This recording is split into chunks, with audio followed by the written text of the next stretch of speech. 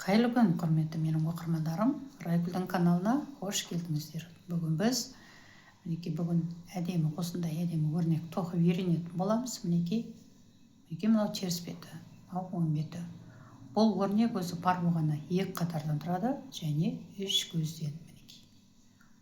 Ал кеттігенше осы өрнекті бүгін тоқып көрейік. Мен мына жерде 14 көз алдым және мынау теріс жағынан 2 оң 3 теріс, 2 оң 3 теріс, 2 оң қылып тоқып шықтым. Енді әрине оң бетінде олардың бәрі керісінше болады. Ал бісміллә деп бастайық. Бірінші көзді іліп аламыз.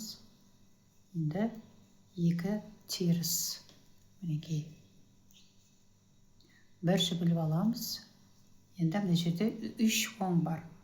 Бұл 3 көзді үшеуін бірге оң қып тоқып жібереміз.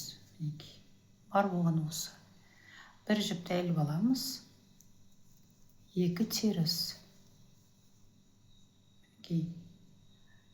Тағы бір қайталап жіберейін. Бір жіпті іліп аламыз.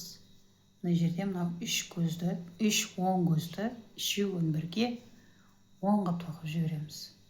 Бір жіпті іліп аламыз. 2 теріс. Осымен өрнегіміздің бірінші қатары аяқталды. Екінші қатарда біз барлық көздерді сурет бойынша тоқитын боламыз. Мінекей мына іліп алған жібімізді де онда терісінен тоқимыз.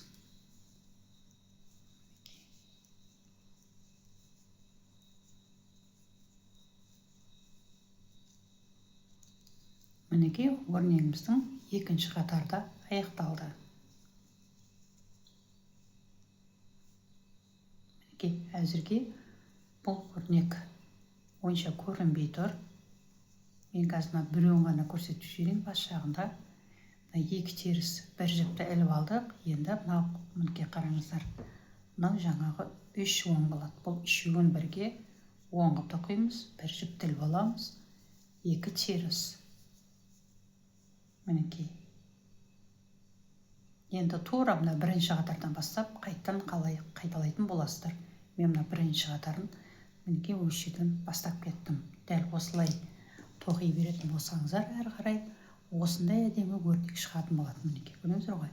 Кардиган болсын, жемпір, жилет, бәріне де тоқуға болады. Мінекей бүгінгі көрсетейін деген өрнегім осы болатын. Көріңіздер, тоқыңыздар, бұл сіздердің қолдарыңыздан келеді. Осымен бүгінгі сабағымыз аяқталды. Сау саламатты болыңыздар. Жақсы.